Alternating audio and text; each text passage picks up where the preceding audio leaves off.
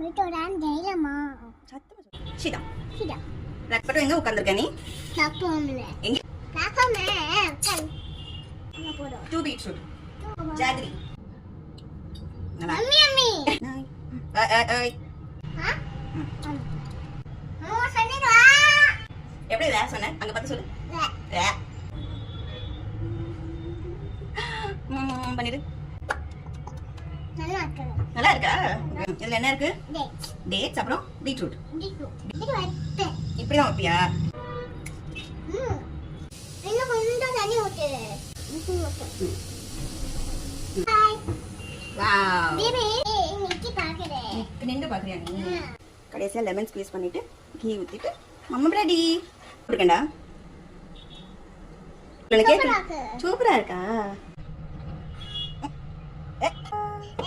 Cheers. Till next time. Next time.